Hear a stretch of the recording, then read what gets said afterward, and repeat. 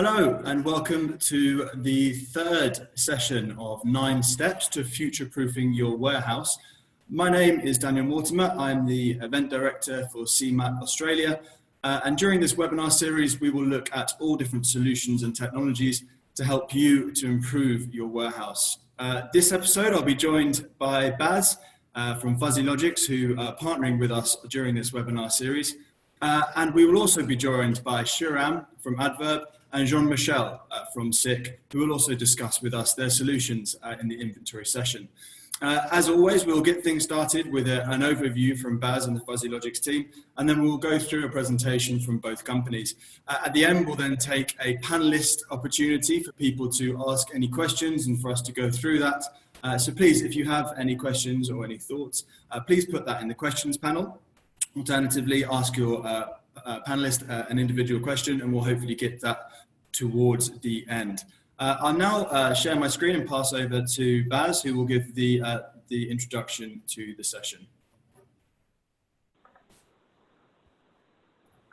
Great, thanks, Daniel. Hope everyone can hear me okay. So unfortunately, Jeffrey is he's taken a couple of weeks off, so you're stuck with me, unlike the last couple of sessions where he did the introduction presentation. He's enjoying the fact that we now no longer have, we do have a couple of restrictions, but not as many anymore in New South Wales.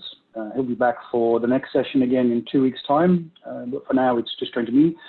So for today, the title itself, Don't Get Lost, of course, refers to lost inventory, which is a topic that is close to everyone's heart. At least I hope it is. It's one that tends to be on everyone's mind most of the time as well. Just trying to see, there we go. Don't get lost. So what does that mean, inventory? Now, today we'll be covering 2 topics actually. It's inventory and it's returns. And obviously returns is a major component of any warehouse, especially now in the online era that we find ourselves in. A lot of businesses get it wrong. There's probably only a few who get it right. So we'll start with just the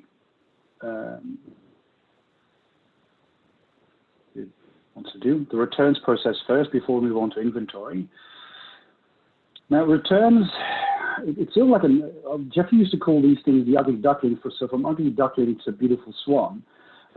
Returns has slowly turned into the ugly duck of most warehouses, where it's a very time-consuming process, and a lot of businesses actually do get it wrong. So if you look at it from a customer point of view, if I buy something online, what do I want to get out of it nowadays? I want to be treated like almost like a king, so to speak. So if I get something that is either, the easy thing, it's broken, it doesn't work, it got lost in transit, or it got damaged in transit, I want to be able to return that easily with no cost to me. I'd rather have, I get a packing slip or at least a return slip that I can use, just put it back on the box, bring it to the nearest post office, or even better nowadays is call someone to pick it up from my house and make the process as seamless as possible from a consumer point of view. Now, of course, that's not always easy to do, and it's actually not always very efficient to do, and last but not least, it's not very cost effective to do that as well. So if you take a step back and look at the other side of returns, where it's more around, I buy something, I don't like it, I want to return it, which for a lot of businesses now is probably what's happening more and more. I still want that same process to be efficient. I want it to be easy, and I want to basically not pay a cent. Now, that has a few interesting challenges for a lot of businesses nowadays, and it's basically in Europe already killed a few businesses as a whole as well, where the returns process, because it's free, actually costs someone or a business that much money that they actually went bankrupt. Now, I'm from the Netherlands. We used to have a company there called Waycamp, and they started out as a catalog business sales. They were one of the first ones to move to online, and they offered free returns within 30 days. Now, this was in the very first beginning of online shopping, and what they failed to understand is they forgot to add one little item to the returns process, is that it had to be new and unworn. So what a lot of people actually did is they'd order 3 different items, 3 different sizes, they'd try them on, they'd wear one that would be best fitting for an evening out or a party. They'd then basically the next day put it back into the box again, ship all 3 items back for free, not pay a cent for even buying the item and the returns. And in the end, that actually caused the business to go bankrupt in general. So that's the consumer side of things. And like I said, a lot of businesses get it wrong. It's very difficult to get it right. On the flip side as well is if you look at nope. That wasn't me, I hope. On the flip side as well, let's stay on returns. Making it easy for a consumer is one thing, but once the consumer ships it back to your warehouse, you want the process in the warehouse to be as simple as well. So that's what we see, and that's what we focus on a lot of the times, is making sure it gets handled efficiently inside a warehouse itself. That means, when it arrives back into a receiving area, there's a returns merchandise authorization available for the person doing the receipt. You have a standard process for whether we keep it, we scrap it, we give it away to charity.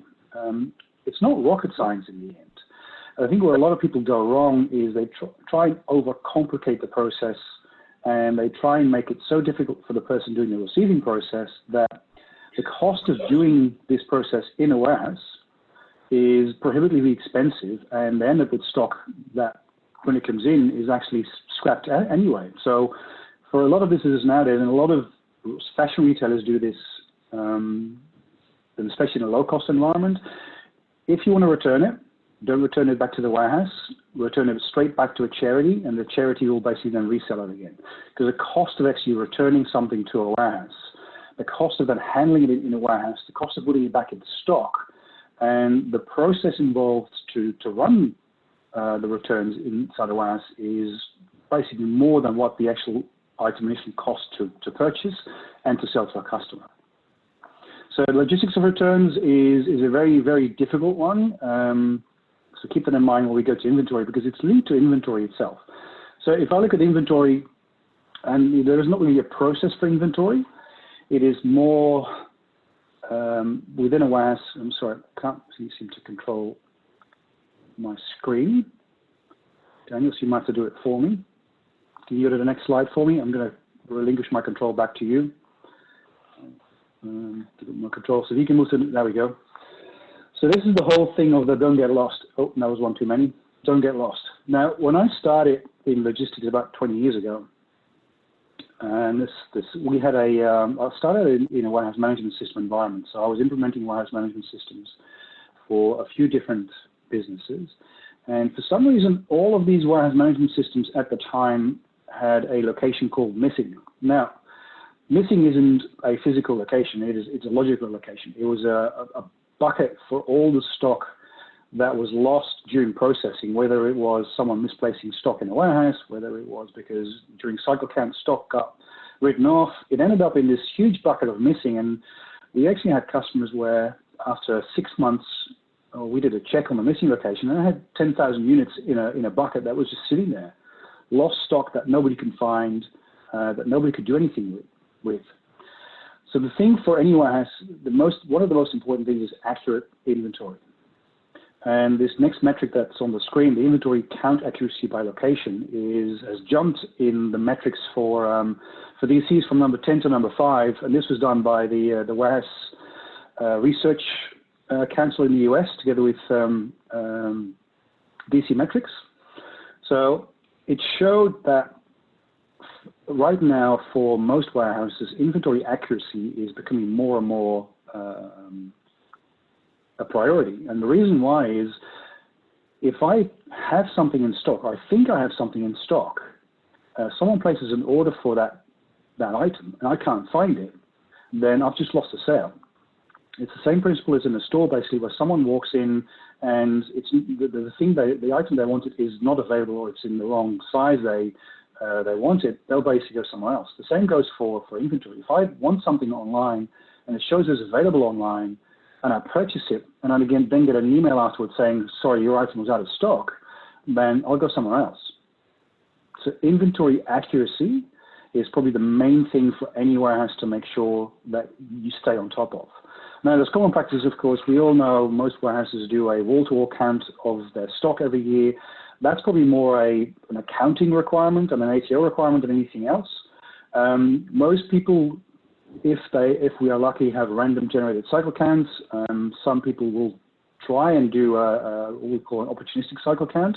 Now, what that is, it's built into a process in the warehouse management system or any automation where if you reach a certain threshold of stock, an operator is actually forced to count. So let's say I run a fashion warehouse and I've got an automated solution with goods to person, and the goods to person system brings me a tote worth of stock.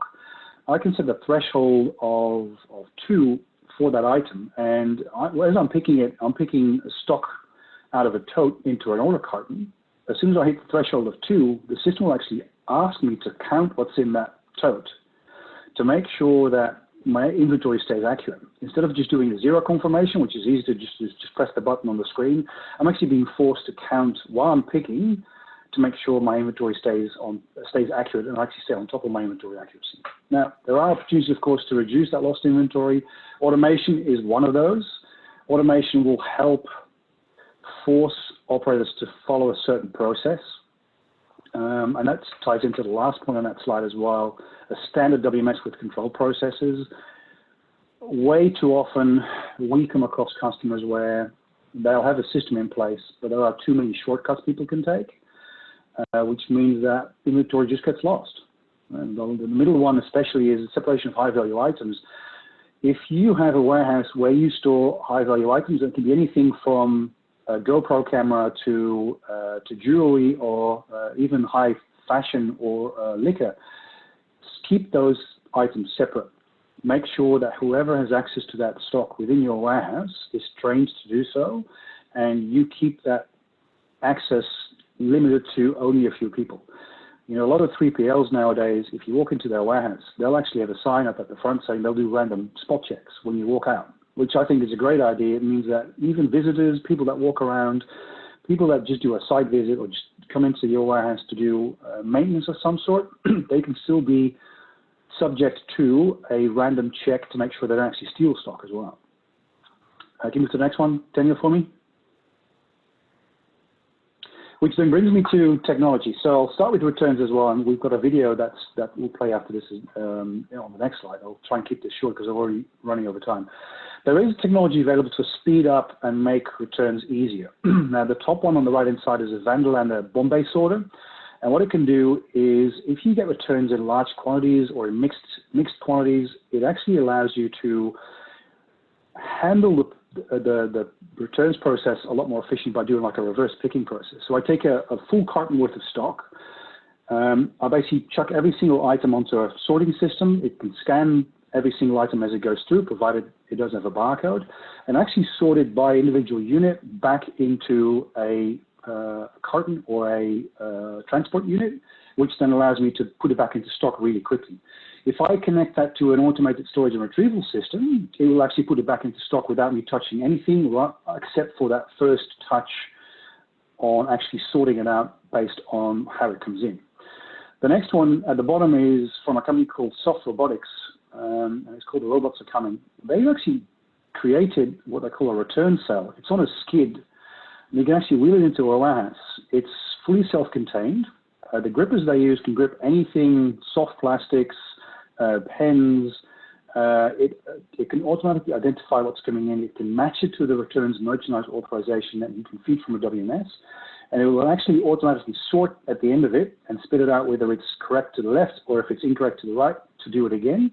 But basically, they sell this thing for about $250,000 US. And you can have it for 6 months, you can have it for 2 months, you can have it for a year, or you can have it on rent for all we care. So, Jenny, if you go to the next one, I'll talk through the video.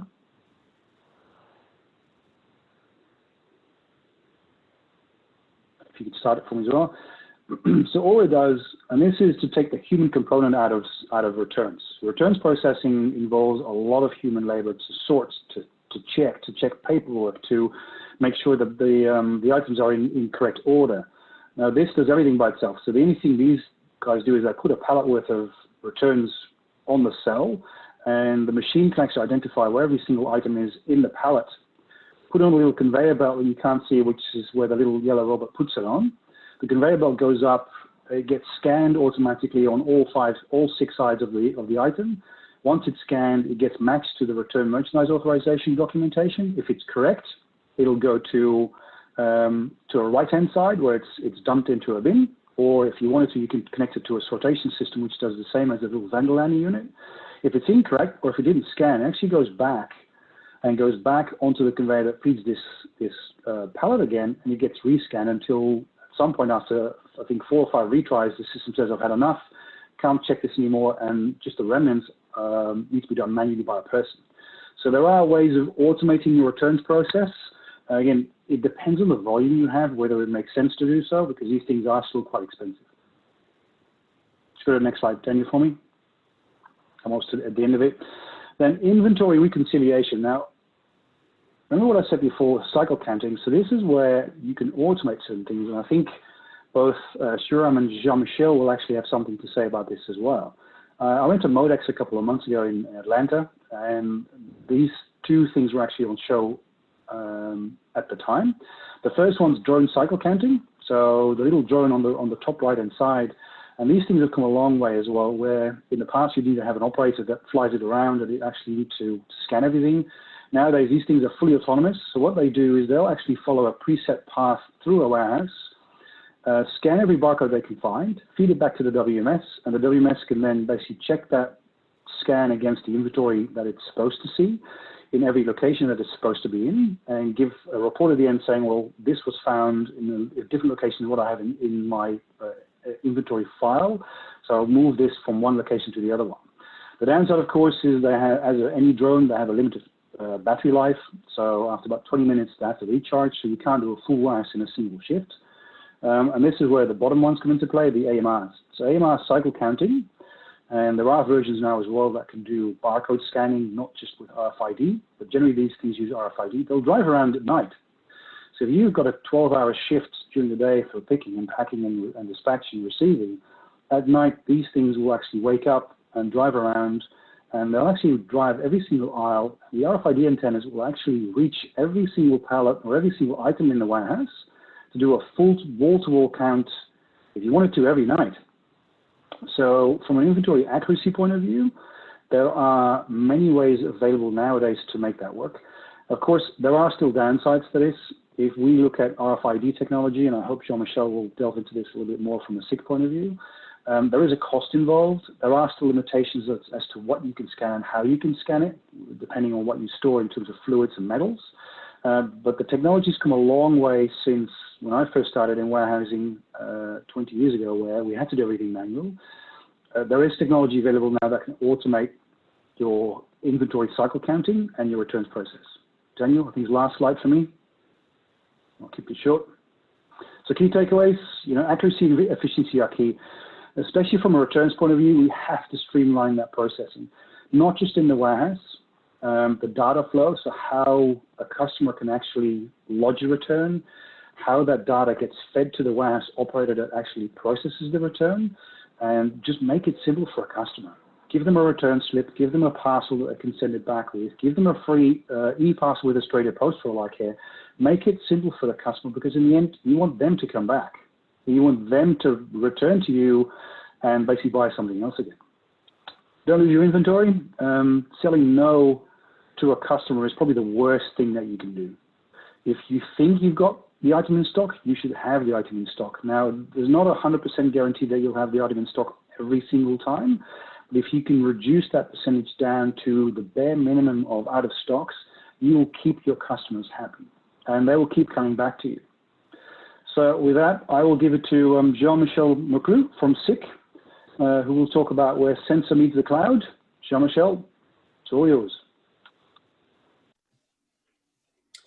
Thank you, Baz, and thank you, Daniel. So I'll take control, and hopefully I can actually get this operated as easily as possible. So my name is Jean-Michel. I'm the sales manager for logistic automation for SICK. I've been working with SICK now for almost 13 years. And today what we want to present to you is inventory accuracy. So touch on a little bit on the technology side, as Baz has highlighted that that is one of the possible solution of ensuring the accuracy of your inventory.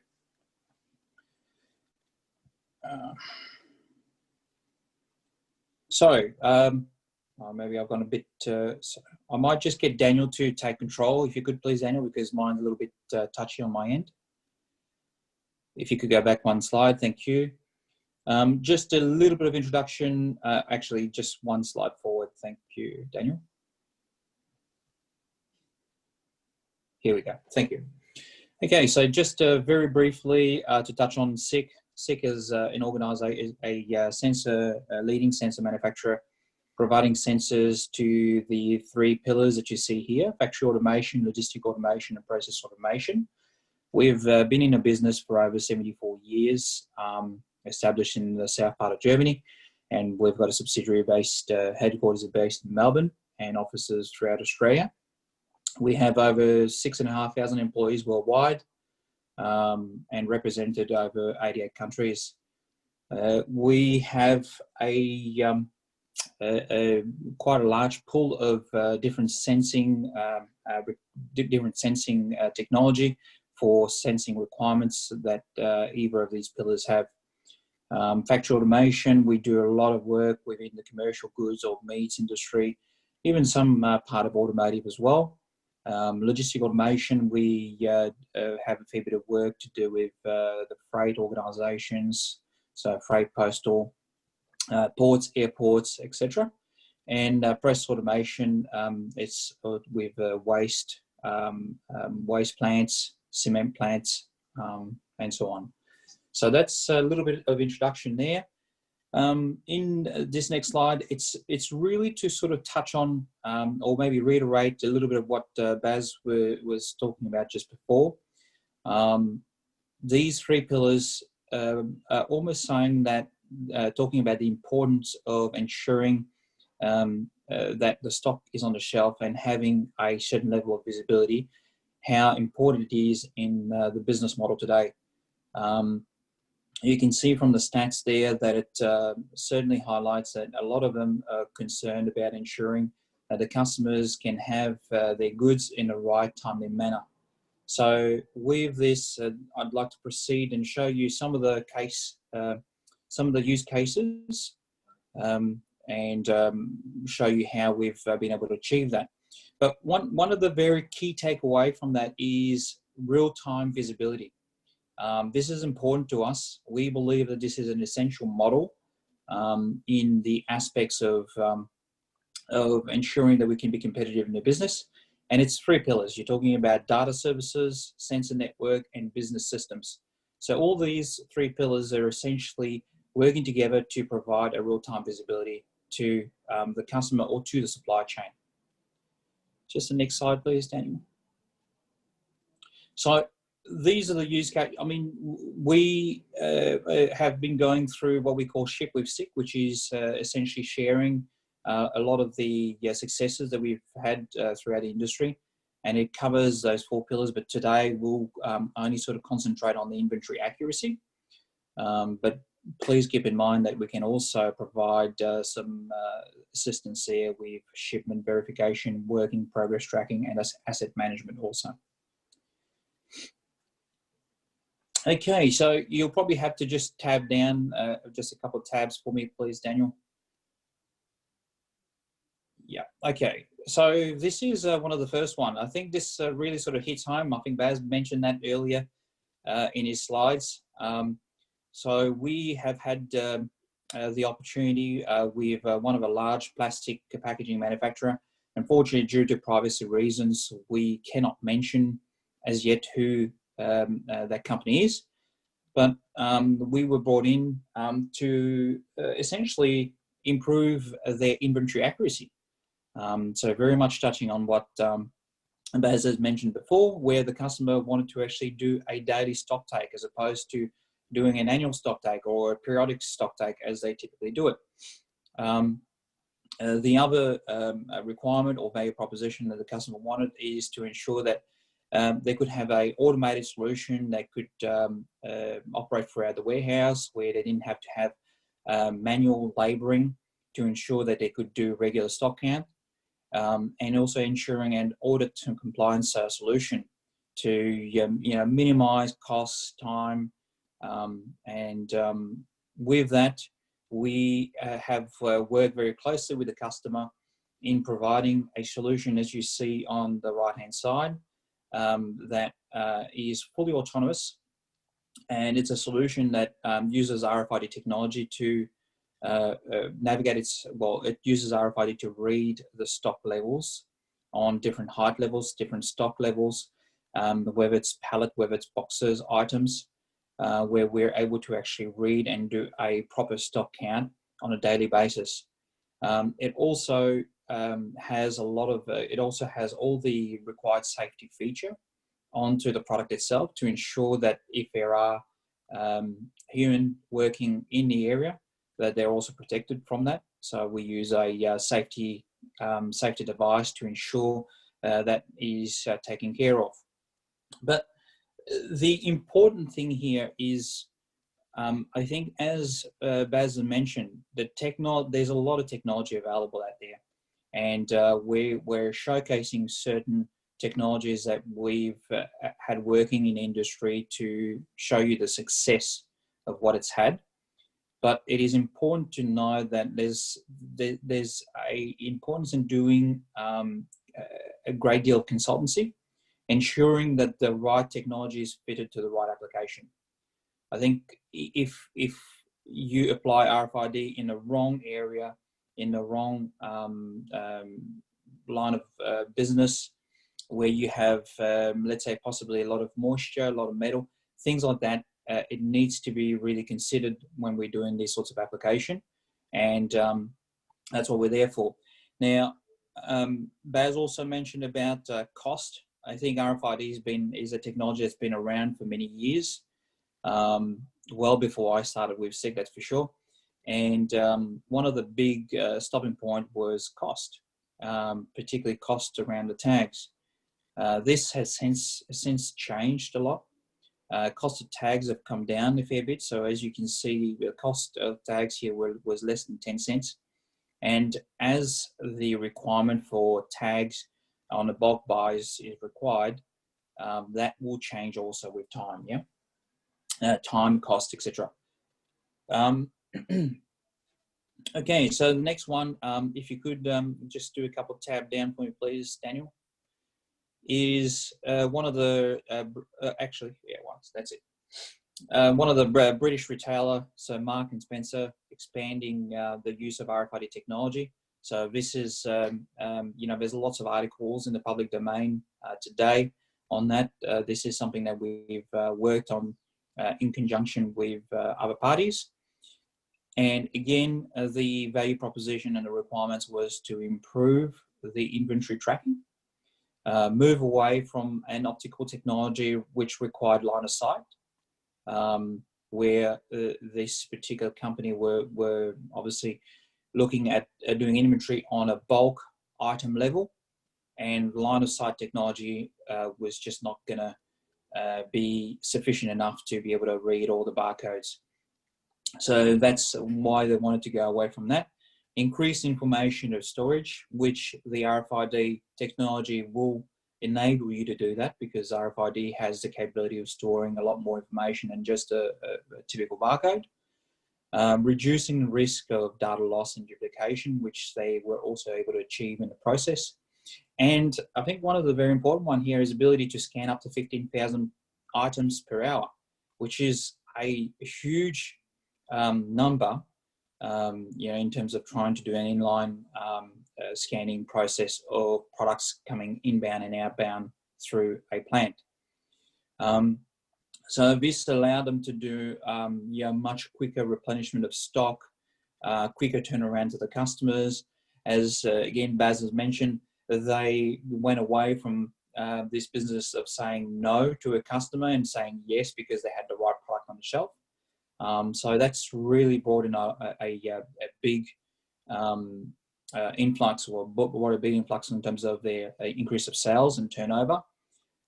And with regards to the investment, I mean, theirs were probably more of a long-term investment, which was over a period of 12 months. but nonetheless, they still had a significant amount of savings there in regards to labour time, where they were able to utilise it to other resources. The other one, as you can see here, is a large shoe manufacturer. Once again, due to privacy reasons, we cannot mention who they are. But their value proposition in that one was to improve the traceability of their product. But one of the biggest challenge was reducing the counterfeit of their products. They were seeing quite a fair bit of their products being released on the market, and they didn't really understand and know where these products were coming from. So that was one of the areas where they wanted to really explore a little bit more into that space. Improve the operational efficiency and product management. The customer experience was a big one. Increasing the information storage capacity and ability to scan on a large quantity of items. Replenishing their stock also quickly and accurately was one of the key factors there. And once again, in this aspects, in this type of application, RFID seemed to be the right fit for their application because of the durability of the tags, how the tags could be quite a longevity type of technology that could be used, and quite robust as well to what they wanted to do in terms of their business model. So the return on investment for them was they reduced the amount of counterfeit products, and also the ROI is not yet sort of defined because it's still a project that's ongoing and rolling that throughout globally. Yeah. Just the next one, please, Daniel.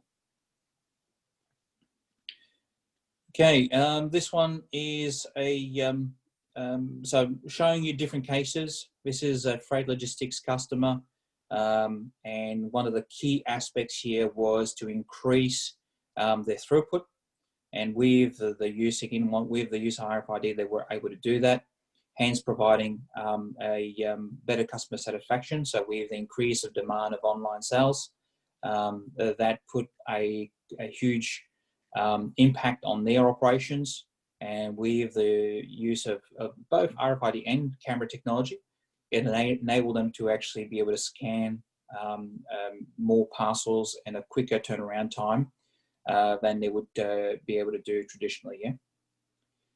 Just the next one, please. If you can tab a few. So this one is a German retailer, so Gary Weber, adopting the use of RFID again. Again, in that retail space, to provide a greater transparency in terms of throughput, transparency and throughput, and also accuracy, plus giving that customer satisfaction. But I think the key takeaway here is, if you look at the bottom screen, you'll see that there's quite a lot of retail companies or retail organisations which are using RFID throughout the whole supply chain, where not only that RFID is actually beneficial to the warehouse or to the distribution centre, it's a solution that enables accurate stock take on a daily basis. So you've got many different stores. I know that Zara's done it. Zara's actually implemented RFID. Uniqlo's implemented RFID for their stores. It allows them to actually do a daily stock take. That information is just fed back straight into the ERP system or WMS system, and goes straight to the manufacturing or straight to the headquarters, so they know the stocks that are moving, the stocks that aren't moving, and they can actually then distribute their stocks accordingly into different stores, etc. If we can get to the next slide, please. Okay, so this one, very quickly, why the reason why I put that there is it cements what we've been talking about. So this, the use of technology is not only beneficial to one aspects of the industry, it's actually beneficial to all the industries, and it's all about ensuring that we've got that connectivity between each of these steps here. Next one, please, Daniel. So FSIC, design principle behind is the software definition, the high performance of the different technology, the interconnectivity of the sensors, and also the process driven by the customer. So these are the 4 different steps that we take with all of our customers to ensure that we can actually provide them with the right solution. If we can go to the next slide, please. If we can just tab through that very quickly. I'm aware I'm just running shortly out of time. So again, here we're reiterating that the inventory accuracy is a solution component from the schedule, so which is inventory digital service allowed for scheduling audits, etc. The operation aspects is to do with the autonomous and automated stock performance system from the product. And the monitoring aspects is to do with what sort of technology, what platform is there to monitor this information. And then, of course, the analysis, which is to the top management level where they're able to analyze this information and access it quickly. Next one, please, Daniel. So if you can, yeah, so this just shows you how the topology looks in terms of sensors being connected and providing this information through to the cloud solution. We are very big on Industry 4.0, and this is a big part of our initiative globally, where we're talking to a lot of customers to make them aware that technology doesn't just stop at their factory. It's information can be shared throughout the whole supply chain, and there's ways and means to do that to secure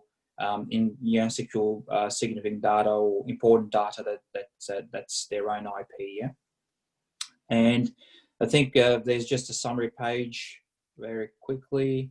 That's just some references about RFID technology where they've been used in different areas. So airports have been using them for quite some time. And also automated, in terms of the automotive sector used it as well. So summarize, a robust technology available, proven and tested solutions. Capturing data is important, but it's what you do with the data is what's most valuable to the organization. And it's important to understand the gap within your organization, because that's when you'll actually know what solution, what technology will do to improve those gaps. Small changes rather than big changes, I think is key. So take little chunks and you'll ensure the efficiency and transparency within your organization. And automation is an essential part to stay competitive. Thank you. So with that, now I'll pass you on to Sharam from Adverb. Thanks a lot, John. So yeah, a quick one. I think we're running short of time, so I'll try to make it quick and show you a thing about what we do. Firstly, myself, my name is Sri Ram. You can call me Ram if it's difficult to pronounce. I lead the international business at Adverb. I've been in the space of warehouse automation and robotics for 10 plus years now, and now keen to take this journey forward with Adverb. I think it's a great segue to our section, because Baz spoke about the problem statement with respect to inventory accuracy and how that can have cascading effect on your operational cost. And I think John really filled it up really well by talking about sensors, which is really the base technology which gives us all the data to put together. As a company, what we do is take some of these experiences of warehouse design and sensors and make robots and automation solutions out of it, right? And we have a very unique philosophy to go about it, and I passed it right in his slide about fixed versus flexible automation. I think it's a debate that's very hot in the warehouse automation and robotic space now, and I wish to break it down to you on how we look at it. And for us, it's more like flexible and fixed automation instead of flexible versus. And that's really the thought philosophy that we have in terms of looking at these different problem statements like inventory accuracy, returns, and essentially different processes inside the warehouse one can look at. I'll probably start by showing a video to quickly walk you through what is it that we do at the warehouse.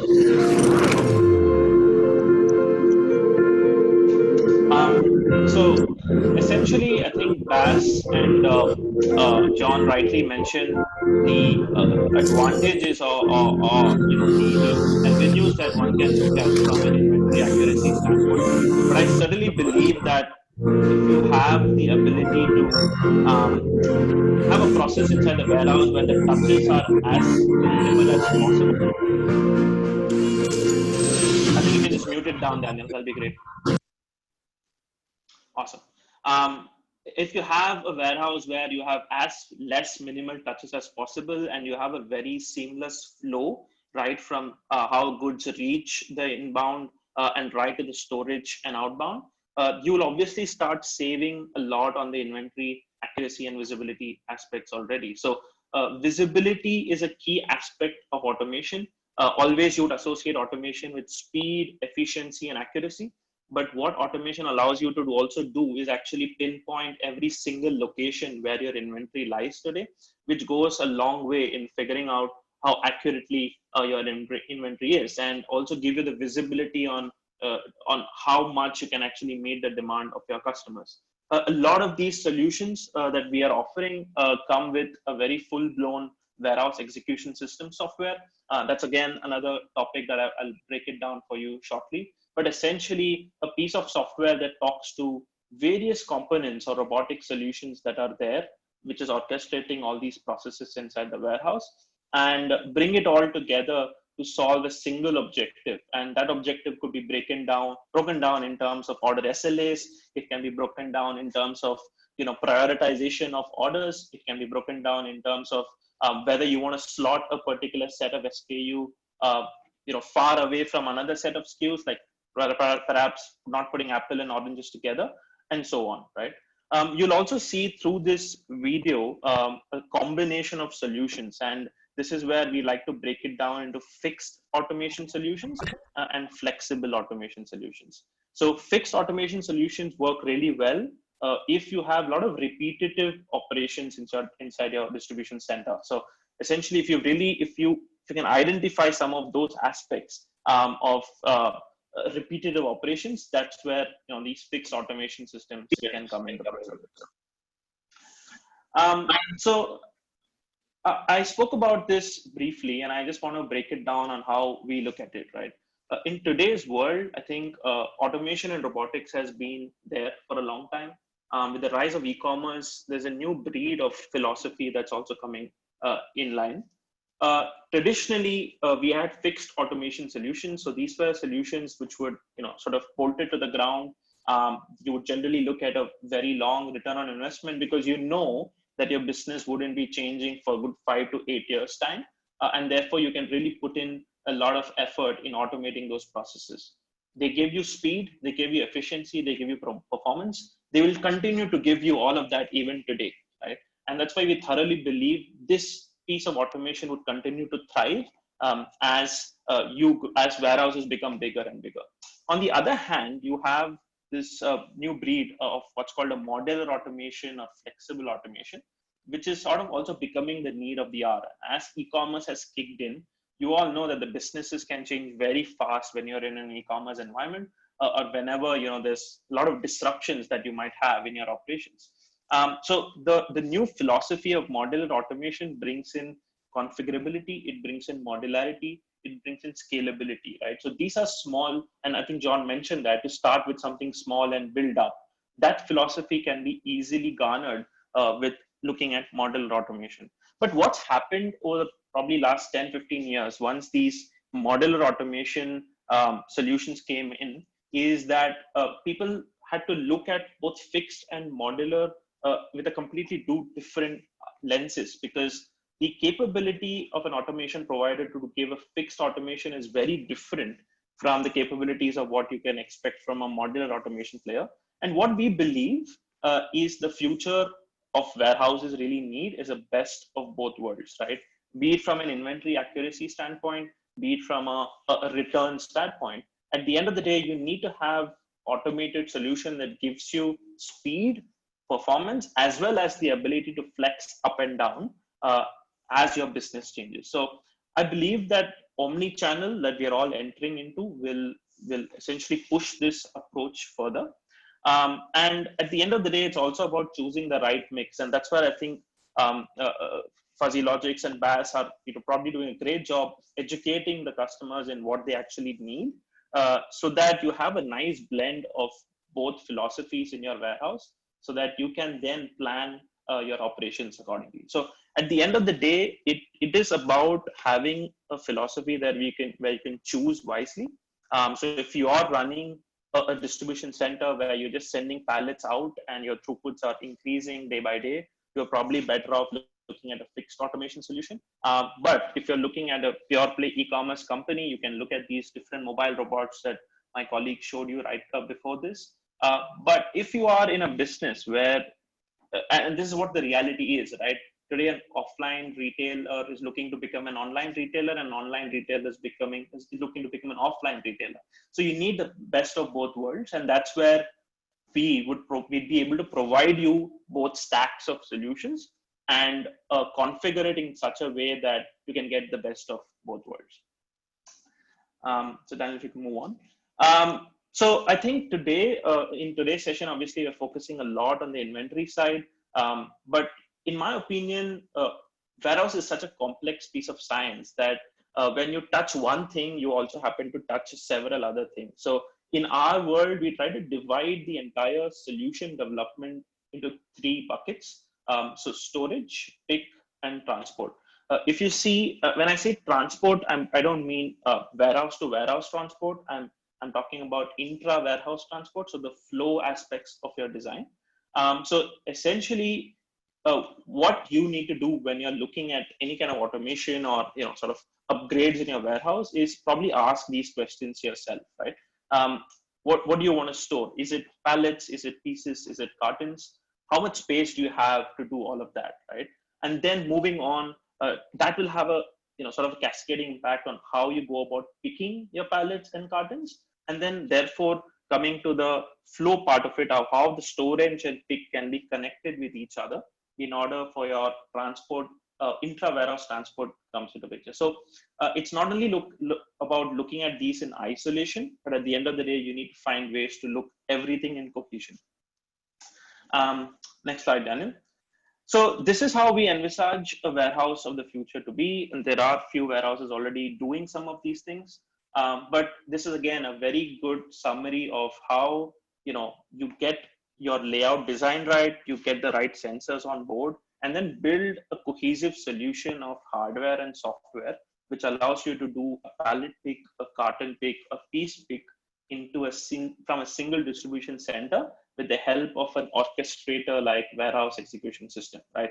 And that's where the future of automation is going to go. And we thoroughly believe that we can add a thing or two to make that a reality. So I'm just going to end at that, Daniel, to make your life simpler so that we can spend time on panel discussions. Great, thank you, Shriram, and yeah, really appreciate the slight shortening of your presentation so we can get onto the questions. As I said before, if anyone has any questions, please make sure to put them into the question and answer panel. We can make sure to get to those as soon as we can. Firstly, I'll just go through some questions that I have. So first of all, thank you very much for your presentation. It's very interesting. I'll start with you, Baz. Just as an overview, so as you see this from a variety of different customers that you work with, what do your clients see as the main returns challenges currently?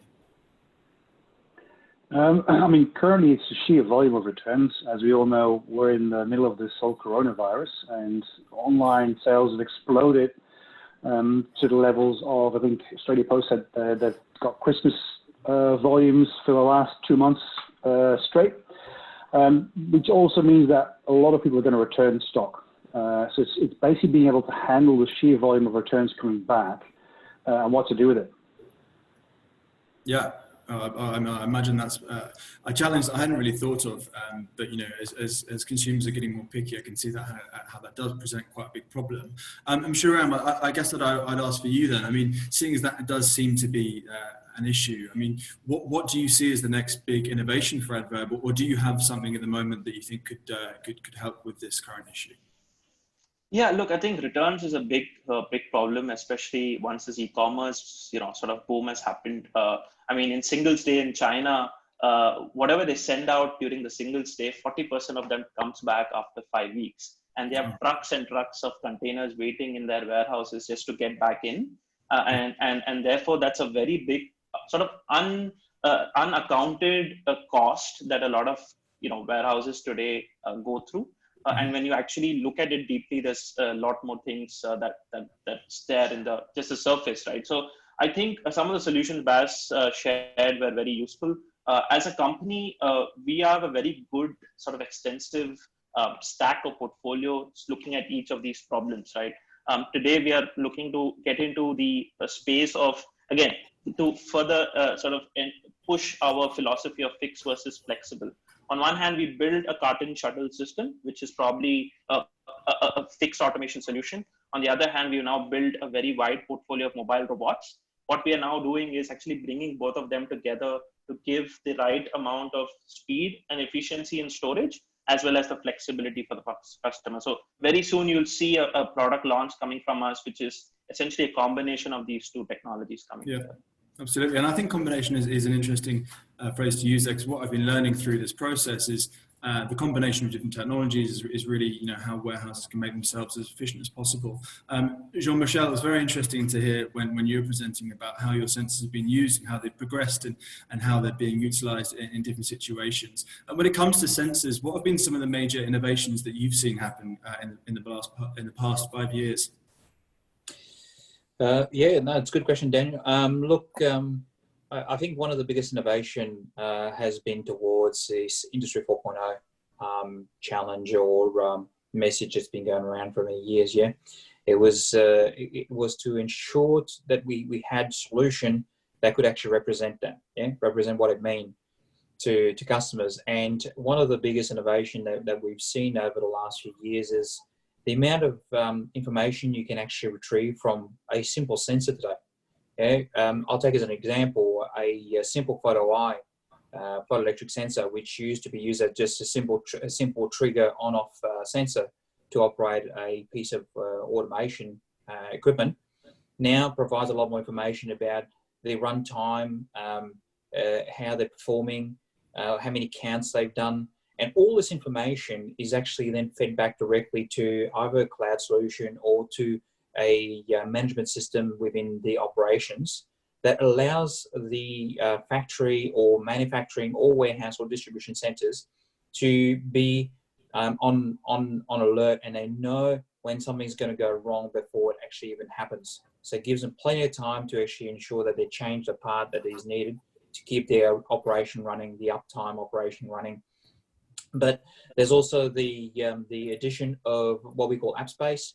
So app space within our higher end of solutions, such as vision solution, RFID, barcode solution, etc., allows customers to actually build their own application within the actual sensor without needing the use of a PLC or anything along those lines to actually get the maximum utilization out of the technology. So it's actually brought up a lot of very good initiative for the organization globally.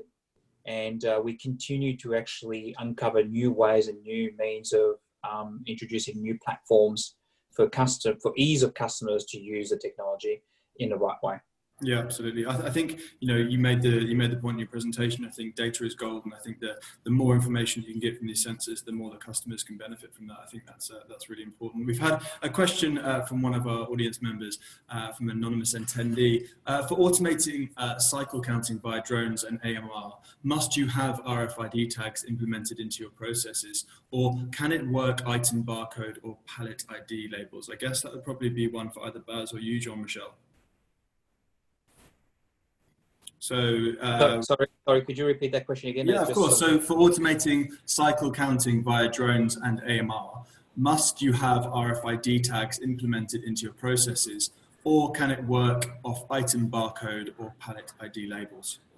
Okay, so probably I can comment on the AMR solution. So with the AMR solution, we are embarking on, it is driven towards RFID technology. And purely because of the fact that RFID does not require that line of sight, Hence, it speeds up the process of being able to do a cycle count through the aisles of a factory. Hence, the reason why we found that RFID was actually a better suited technology. Now, with the drone, I think I'll leave that for Baz to comment on. Yeah. Because I think you can do both in the end. It just depends on the level of detail you want to get out of it. So with doing the barcode version, you're always going to be restricted to what the machine, I'll call that, whether it's a drone or an AMR, can see. So if you imagine walking down an aisle of a warehouse, all you can see is the front of the pallet or the front of a cart. So if you have a pallet with mixed cartons on it or mixed SKUs, then you're only going to be able to scan the ones which are facing the aisle itself with barcodes. With RFID, depending how the technology evolves, of course, you can actually get to the ones at the back as well. So your level of detail for cycle counting can be a lot more in-depth with RFID than you can get with barcodes. Both are possible. There are businesses out there as well, or technology providers now, who do AMR cycle counting with barcodes. It's still in the early phases though, and again, it's got the same limitations as the drone one. It can only get to the front of the pallet. If I can just add to that, Daniel, from our experience in AMRs, see, there are two things when you look at cycle count. There's one is the time spent in the person walking down and actually checking, and the second is the checking aspect itself. So with any mobile robotics or automation, at least one part of that can be solved, because the AMR could potentially carry that inventory from the inventory location and bring it to a station and have the operator actually checking it. So in that case, you can still live with a barcode and AMR and continue to do cycle counting. It'll probably solve half of the problem, if not the full. Yeah. Yeah, absolutely. Thank you for that. I've got a time for, I guess, kind of 3 or 4 more questions. So if anybody does have any questions, please put them into the question box and we'll get on to answering those. I think this is a really interesting topic. So I think there's a lot of questions which have been answered more recently with technology, which is why it's great to have your input, Shahram and Jean-Michel. I guess, Baz, talking from your point of view one more time. So inventory accuracy has always been a challenge for warehouses. But in terms of technology advances, what do you see as the most promising technology available to maintain or improve inventory accuracy? To be honest, it's probably not even a technology. It's actually more a software system. So we still come across a lot of businesses who run on either an obsolete warehouse management system, which is more like a transaction recording style software. If I were to start somewhere, I'd start with implementing a WMS that can actually drive processes. It can actually force operators to follow a certain process step, which limits the amount of, I'll call it, freedom they have to do the wrong thing. Yeah. Okay, and I think I'll actually open that question up to you both as well, Jean-Michel and Shahram. So, Jean-Michel, what do you see as the technology that's probably most changed this process over the last 5 years? Look, at having spent a fair bit of time or a lot of activities going on throughout the distribution freight center, I think one of the technology and solution that's been most valuable for these organizations, because it's a return on investment, or the return on investment is so quick, is dimensioning, weighing and scanning solutions. Yeah, which allows a lot of these different centers to track their parcels in and out, parcel flow in and out of their distribution center. But also increases the throughput. So I think Baz mentioned earlier that Australia Post has gone through like 2 months of Christmas peaks. Integration and solution investment that they've done within a lot of their distribution centers allowed them to be able to process a lot of these throughputs. Because I think maybe with the older technology, they would have actually struggled. Yeah, they would have had to have more manpower on board to try and move these things. So that's been really the biggest growth for us in this area, and not just Australia Post, but a lot of the other distribution centres or warehouses are very quickly investing on this sort of technology. Yeah. Okay, and Shahram, to you. Yeah, so look, I think inventory accuracy as a problem is essentially when you have people involved, right? So that's where error comes in. I think for me, the answer is automation, right? I mean, if you can find a way to put all of your inventory in an automated setup, the possibility of errors happening will be very less, because essentially it's a minimalistically touched system. If you saw the video I showed, there's hardly any operator there doing anything, right? So there's no scope of error because the robots would probably get 99.99% right. And that's also just putting on paper, right? It will get most of the time right. So if you can find a way to reduce the touches of your inventory inside the warehouse, you'll automatically gain better accuracy. And unfortunately, the only way to do it is if you remove the human aspect out of it, which is why I keep saying, as long as you can get rid of your repetitive activities, you'll start seeing the gains, be it accuracy, be it picking, be it moving things. I think it's concept is the same. Yeah, absolutely. I think that's one of the things we're seeing as a trend through this series is automation is key. It reduces the amount of errors.